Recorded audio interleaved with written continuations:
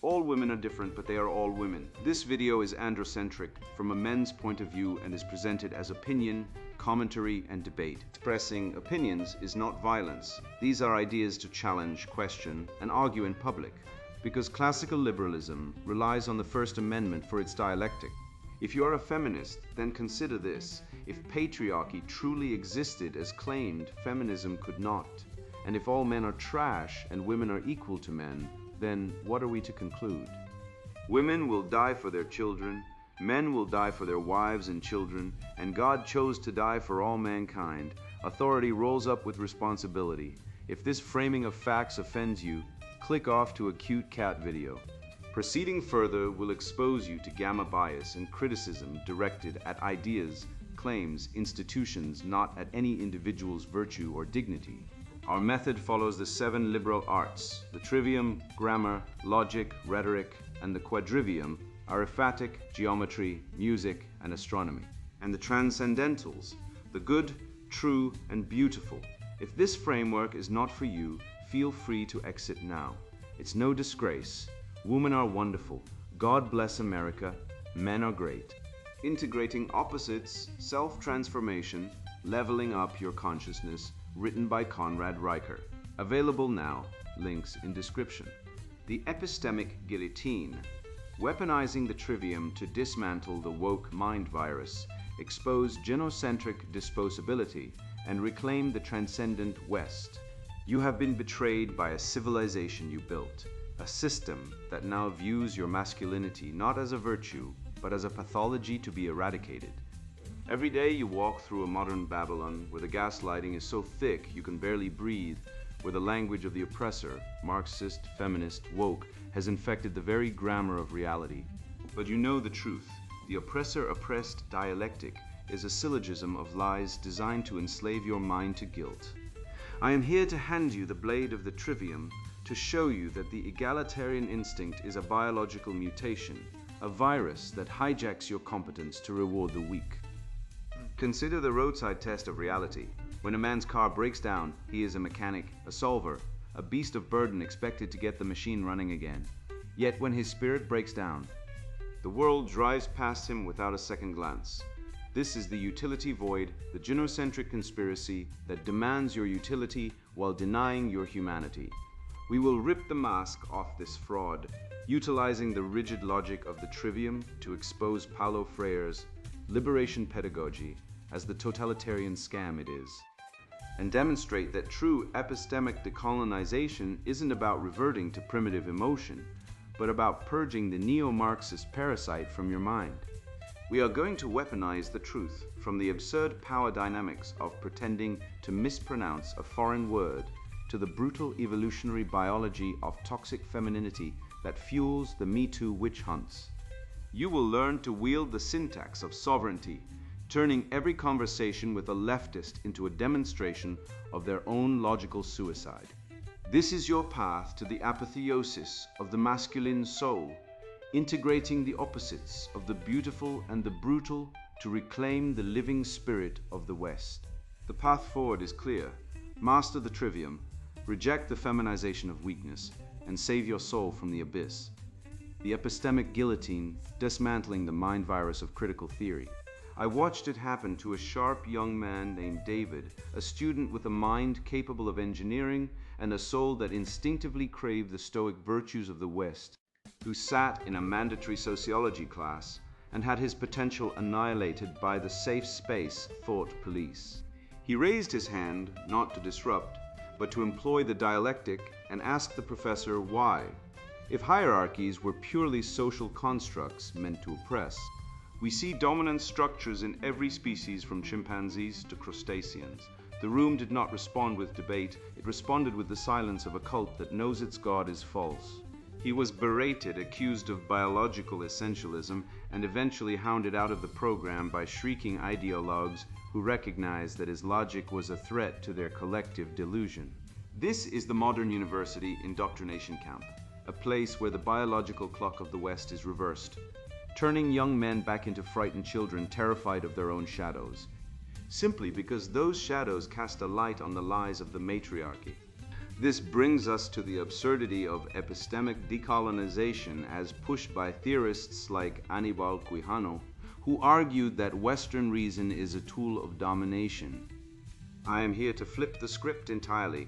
The true decolonization requires a radical purge of the modern academic mind, a surgical removal of the neo-Marxist parasite that has eaten the brain of the humanities. We must establish that Western epistemology, reason, logic, the scientific method is the supreme operating system for reality, the very architecture that allows us to understand the universe. When the leftists demand we decolonize, they are merely using a code word for reverting to primitive, emotional savagery, a return to the jungle where feelings trump facts and the strong are silenced by the weak. It is an invitation to burn the Library of Alexandria again, not because the books are wrong, but because they are too heavy for the fragile egos of the egalitarian mob to carry. Consider the history of our civilization, and you will see that the current obsession with equity is nothing less than a suicide pact, a pathetic surrender to the nirvana fallacy. This logical error tricks the weak mind into comparing the messy, strife-filled, but ultimately productive reality of human hierarchy to a perfect utopia that cannot exist. They demand perfect equality, ignoring the harsh, beautiful truth of natural inequality, that some men are creators and others are merely consumers, some are lions and others are sheep. By attempting to engineer a society where the outcomes are identical regardless of input, we are actively selecting for failure, protecting the incompetent at the expense of the competent. This pathological altruism is a cancer. It is the mother bird feeding the runt until the healthy chicks starve, a biological error that the state is codifying into law. We can dismantle the oppressor-oppressed dialectic of Paulo Freire using the rigid logic of the trivium, specifically the syllogism, to demonstrate that his liberation pedagogy is a totalitarian mechanism designed to invert the natural hierarchy of competence. Let us break this down with the cold steel of reason. Major premise: all Marxist dialectic relies on a perpetual victim class to justify the existence of the revolutionary state. Minor premise: Freire's model creates a pedagogy that requires the student to view himself as a victim or an oppressor based on immutable characteristics, meaning that victimhood must be manufactured even where none exists in material reality. Conclusion: Freire's theory is not a tool for freedom, but a fraud designed to enslave the minds of men through guilt, forcing them to apologize for their own excellence and beg for forgiveness from the altar of mediocrity. This leads us to the evolutionary biology of the lie, a deep dive into the biological imperatives driving these leftist ideologies. The egalitarian instinct you see paraded on CNN or in the gender studies department is a maladaptive mutation in a high-tech civilization, essentially a biological virus that protects the weak at the expense of the strong. It operates exactly like a pathogen, hijacking the host cells, in this case, the cultural machinery resources, to replicate its own destructive code. It tricks the brain into perceiving the incompetent not as burdens, but as sacred martyrs, and the competent not as providers, but as oppressors. It is a glitch in the genetic firmware, a vestigial script from our tribal past, that if not deleted by the antivirus of reason, will crash the entire operating system of civilization. To stop this, we must return to the first pillar of the trivium, grammar. Grammar is the ultimate weapon against the leftist gaslight, the only tool sharp enough to cut through the noise. By strictly defining terms like oppression, patriarchy, and racism, we strip the radical of his ability to move the goalposts, rendering him impotent. When a feminist screams oppression because a man dared to disagree with her on the internet, you use the grammar of reality to define oppression as a material deprivation of rights, not a hurt feeling. You pin the word to the floor like a butterfly on a board, and you refuse to let it flutter away into the realm of abstract emotional nonsense. Without the fluidity of language, the leftist cannot hide, and without the lie, he cannot survive. You must understand that you are not fighting a political movement. You are fighting a pseudo-religion that seeks to replace the logos with the chaotic screams of the mob. The leftist worldview is a hollow theology complete with original sin, which they call privilege, demons, which they identify as whiteness or masculinity, and salvation, which they call wokeness. It is a faith of blood and soil, inverted and perverted to despise the very civilization that nurtures it. They want you to feel guilt for the achievements of your ancestors, to kneel before the altar of the victim, and to abandon the transcendental values of good, truth, and beauty. But we see the truth. We know that the fall of a civilization is preceded by the feminization of its men, and we refuse to go quietly into that good night. I have witnessed this psychological castration with my own eyes, seeing vibrant boys transformed into hollow men long before they reach adulthood. When I was a boy myself, I remember the precise moment my father, broken by decades of feminist indoctrination, told me that real men don't cry, as if it were some immutable law of physics, rather than a social construct designed to serve female utility. This programming is not accidental. It is deliberate, systematic, and serves a specific purpose: to turn living, breathing males into efficient extraction machines for the gynocentric state. What we observe is nothing less than the psychological neutering of an entire gender, a process so subtle yet so complete that most men never realize they've been emotionally dismantled until it is far too late to reclaim what was stolen. The tragedy of this mental mutilation cannot be overstated, and it begins with those 3 words that echo through every boy's life like a curse from hell itself. The utility void, exposing the genocentric conspiracy of male disposability. Consider the sheer brutality of the playground socialization rites, where we are told boys police each other into silence.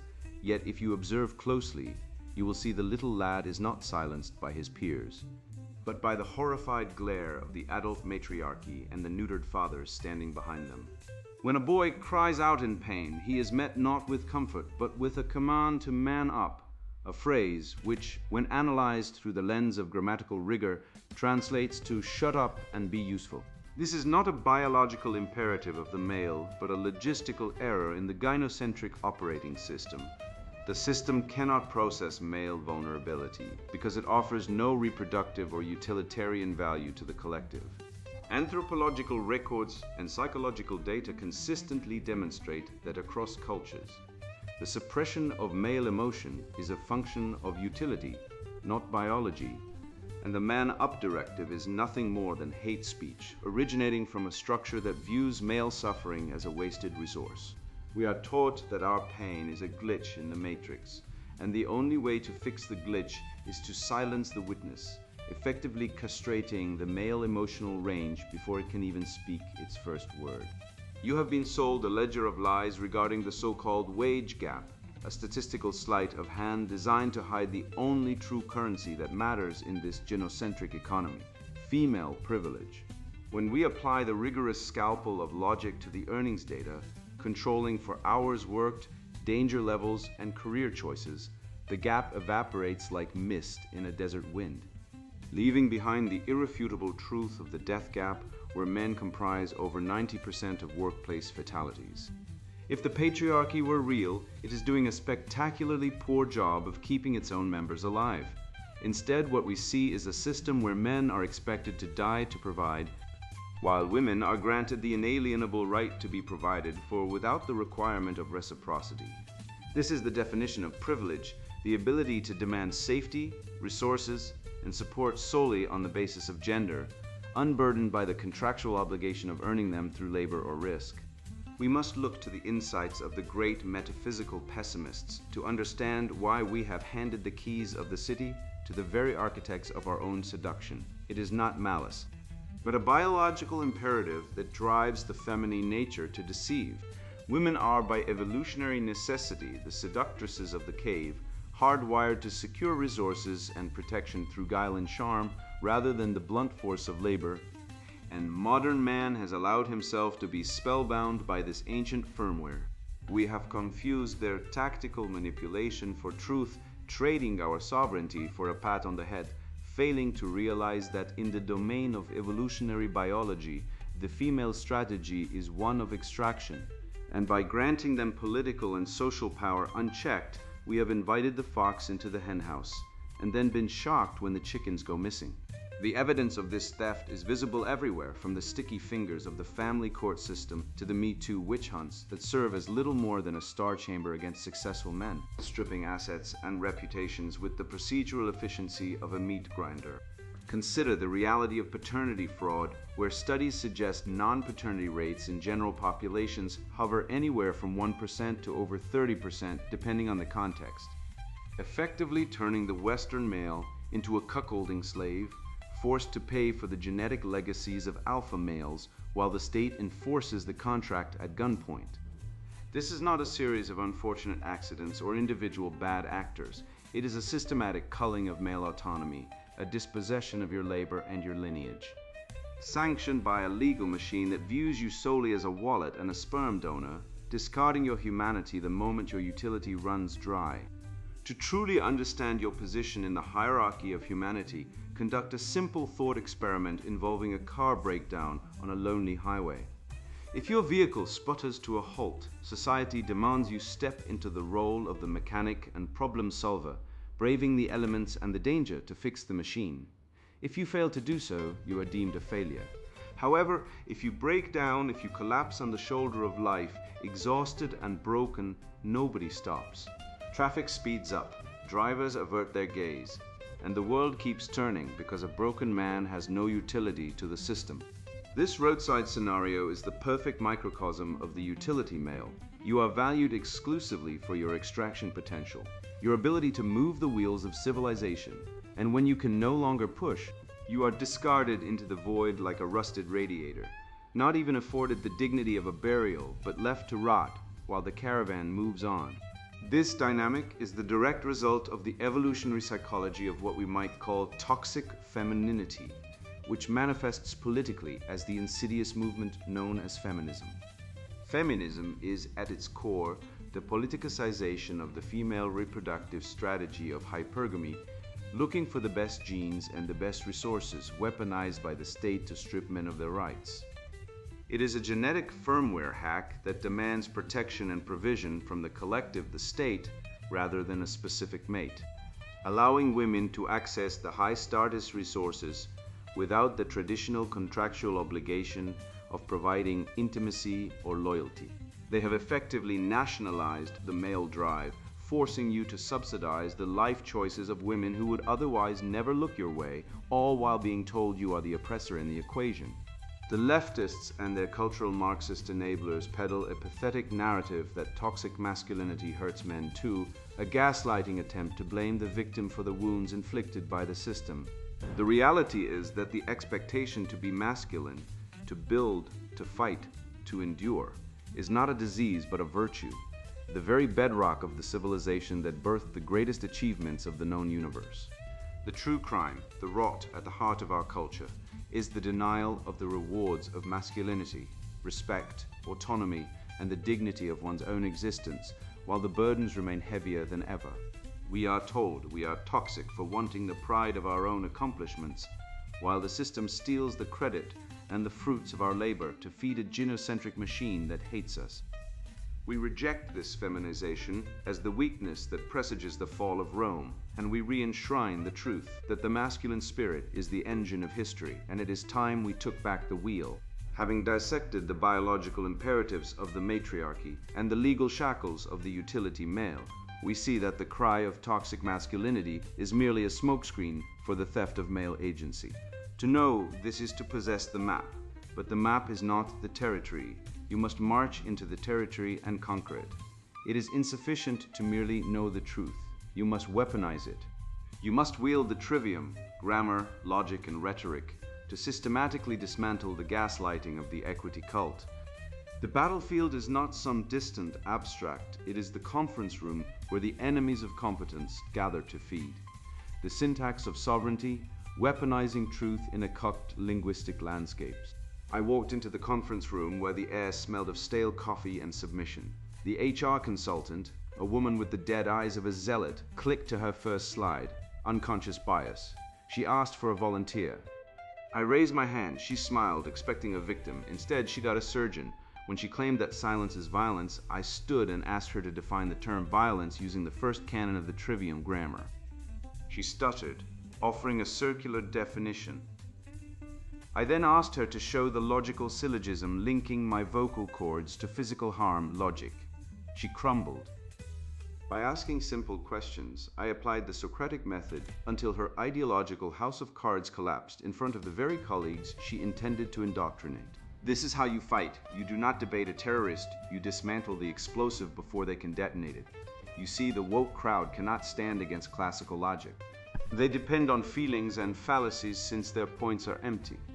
When a leftist yells about equity, do not argue with emotion, apply logic instead.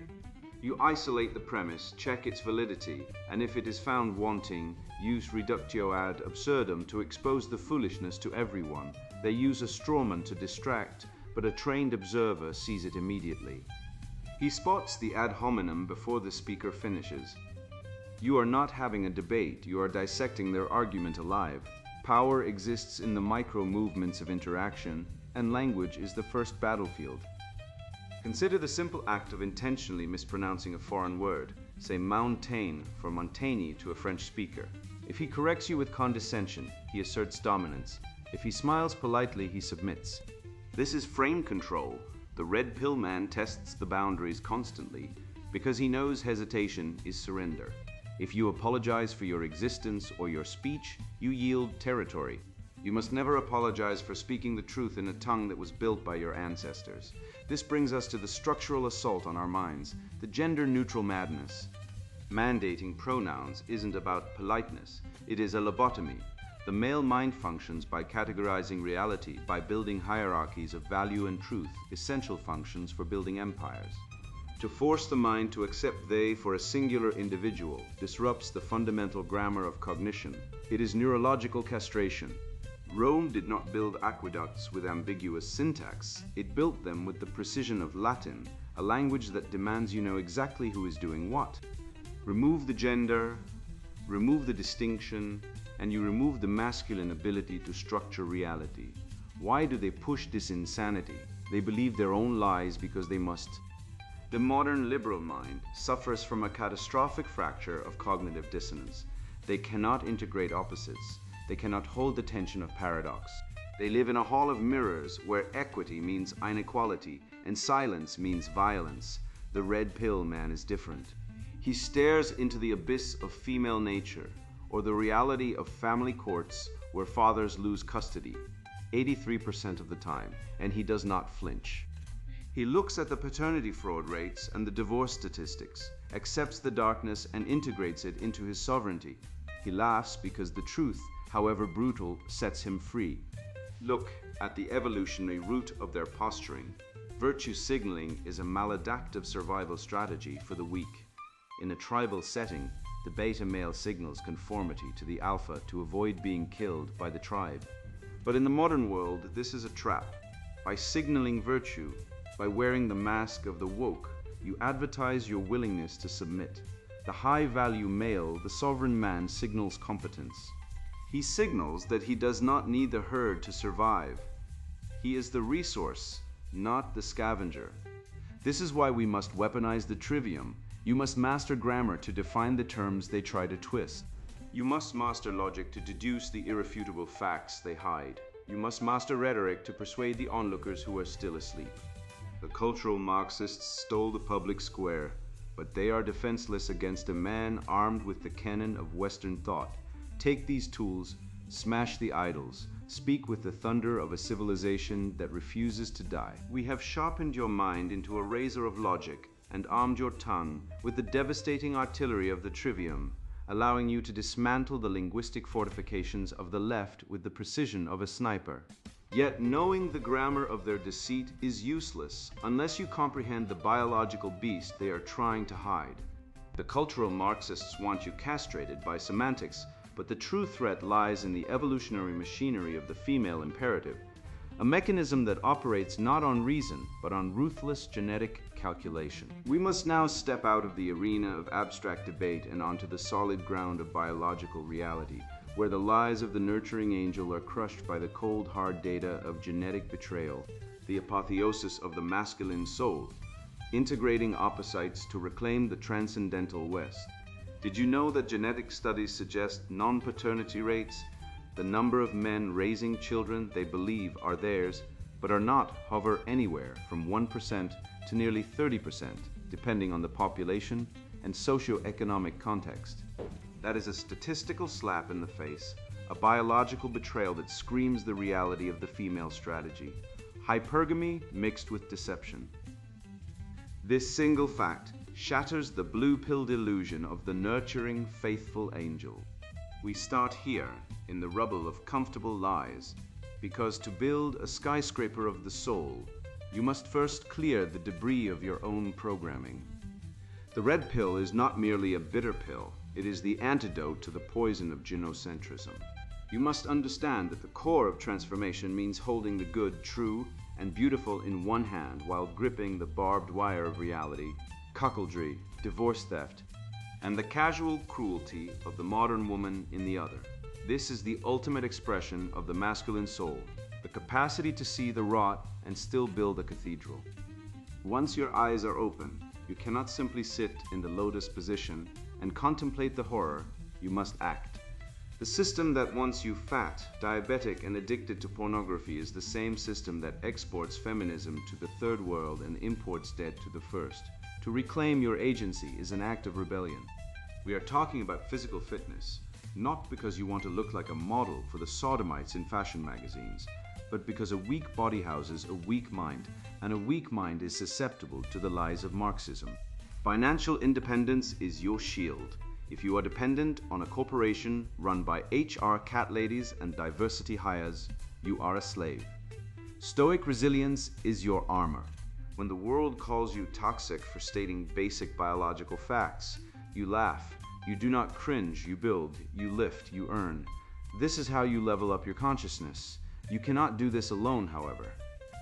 The atomization of men is the primary weapon of the cultural Marxists. They severed the tribe so they could sell you back a cheap imitation in the form of corporate identity politics. You need strong male bonds, a fraternity of competence, not whining. Find men who are building, fixing, and mastering crafts. Whether it is a boxing ring, a carpentry shed, or a philosophical study group, you must surround yourself with men who understand the sacred duty of the masculine. In a world where men are arrested for refusing to use made-up pronouns, but women are excused for aborting futures, you need a brotherhood that will stand between you and the abyss. We must turn our gaze back to the architects of the only civilization that ever allowed the transcendence of the human spirit, the dead white males. The modern academic complex hates Aristotle, Newton, and Locke, not because they were oppressors, but because these men discovered the laws of logic and nature that make the current Marxist delusion impossible. When Newton calculated the orbits of the planets, he wasn't tapping into white privilege, he was tapping into the logos, the divine rationality of the universe. We redeem the Western canon by reading these men not as historical curiosities, but as fathers whose wisdom we betrayed. They gave us the tools to master the earth, and we used them to craft safe spaces. This stops now. Look to history, the graveyard of civilizations that forgot this lesson. The fall of Rome was not caused by a lack of diversity officers. It was caused by the erosion of the patrician masculine ideal, the loss of the civic religion, and the rise of a bread and circuses culture fueled by a gynocentric dissolution of the family unit. We are seeing the exact same trajectory today. A civilization that feminizes its men loses its edge. It becomes soft, inviting, and ripe for conquest by harder, more masculine forces, be they the barbarians at the gate or the ideological barbarians within the universities. Civilizations die from suicide, and the knife is gynocentrism. We must aggressively debunk the wicked evolutionary biology of these leftist ideologies. Marxism is a parasitic ideology that mimics the biology of a virus. It invades the host, the culture, reprograms the cells, the institutions, to replicate the virus ideology and kills the host. Feminism acts as the delivery system, weaponizing female in group preference and grievance mongering to dismantle the hierarchy necessary for excellence. Look at the family court data. Fathers are stripped of their children in over 80% of cases, reduced to cash cows, driven to suicide at rates that would constitute a national emergency if any other demographic were affected. This is not equality, it is a resource extraction strategy disguised as social justice. We name the demons resentment, envy, entitlement, and we cure them with the virtues of the canon, courage, temperance, and justice. Let us apply the trivium, specifically logic, to deliver the final blow to the woke mind virus. Here is an unassailable syllogism. One high civilization requires the suppression of base impulses and the prioritization of long-term investment over short-term gratification. 2. The biological and psychological profile of the average man is statistically oriented toward risk, delayed gratification, and system building, whereas the average woman, governed by hypergamy and solipsism, prioritizes immediate security and resource acquisition. 3. Therefore, a society that abandons masculine virtue for feminine emotionality will inevitably regress to primitive, short-term thinking, resulting in the collapse of civilization. The red pill man is the only agent capable of halting this slide, because he is the only one willing to accept the premise that biology is real and destiny is choice. This battle is not merely political, it is a religious duty of the masculine man. We fight for the logos, the reason and order of the universe. The male soul is the image of the logos, the active principle that brings form out of chaos. To surrender to the irrational, emotional, chaotic screaming of the leftism, to accept that 2 + 2 = 5, if it makes a blue-haired sociology major feel better, is to commit spiritual suicide. You are not just fighting the culture war. You are engaging in a holy crusade for the soul of the West. We integrate the opposites, truth and love, strength and mercy. But we do so on our terms, rational and masculine. We reject the feminization of the spirit, because we know that without the masculine light, the West is just a dark cave filled with the echoes of its own greatness, waiting to be buried. You stand now upon the ruins of the illusion, having hacked through the tangled undergrowth of cultural Marxist lies with the machete of the trivium. We have dissected the corpse of the oppressor-oppressed dialectic and found it rotten to the core. We stared into the abyss of the family court slaughterhouse, where men are stripped of their assets and dignity. And we saw the statistical truth that the system is not broken, but weaponized against the masculine spirit. You possess the antidote to the mind virus that demands you apologize for your own existence while the matriarchy picks your pockets with a smile. You know that the empathy gap isn't a bug in the software of society, it is the feature, a biological imperative designed to keep you plowing the fields while the house burns down. Now integrate these opposites. Hold the terrifying, jagged truth about female hypergamy and the deceitful nature of the egalitarian instinct in one hand, and grip the hammer of Western greatness in the other. You must be the stoic guardian of the logos, the living proof that reason conquers chaos. Look at the suicide rates of young men, the abortion rates that defy morality, and the paternity fraud statistics that mock the very concept of trust and do not look away in despair, but look with the cold, hard eyes of a builder who knows exactly what must be torn down and what must be saved. This is not about hate, it is about the ruthless love for truth that built the Parthenon and the Constitution. You are no longer a victim of the gynocentric conspiracy, you are the architect of the new reality, a reality where competence is king again. Go forth and wield the syntax of sovereignty. When the corporate HR ghoul tries to bind you with the shackles of pronoun madness, correct them with the precision of a sniper and the humor of a man who knows the game is rigged. Stop the car when you see a brother broken down on the side of the road, not because the state demands it, but because your tribe demands it. You have the map out of this Babylonian hell. Take this knowledge, this forbidden fruit of the red pill, and share it with every man willing to listen. Let us revivicate the living spirit of the West, one unapologetic fact at a time, and let the leftists tremble at the sound of laughter returning to the male voice. And now the sponsored book Introduction Integrating Opposites, Self-Transformation Leveling Up Your Consciousness. I spent years wrestling with the modern world's lies. Like many men, I faced constant attacks on my strength while being told to embrace weakness. Society praised vulnerability in men, but despised us for showing it. This double bind nearly broke me. But through deep study of CTMU theory, Manichaeism, and Judeo-Christian texts, I discovered a path out. Integrating opposites isn't philosophy. it's survival. This book distills hard-won truths from my spiritual battles and research into a practical system. If you're tired of chaos and ready to command your divine role, what follows is your weapon. This work provides a science-backed framework to ascend consciousness and crush cultural decay. We'll dismantle equality myths using spiral dynamics and expose how flow states fuel creation. Learn to harness Eros for inspired action and master emotional cycles without weakness. Chapters like Shattering the Equality Myth and Dominion through Divine Connection reveal why masculine leadership is ordained by natural law. Biohacking consciousness and sacred architecture of power aren't metaphors, they're your tools for sovereignty. Measure your progress through stages that absorb lower levels of existence. This is rational spirituality for warriors. Red-pilled men on the spiritual path. This book was forged for you. If you seek to transcend feminist traps and claim your legacy, read on. But if you believe in gender equality or cultural Marxism, stop now. Put this down. Go knit a sweater or binge Netflix. This truth will scorch your delusions. You lack the spine for warriorship and modernity.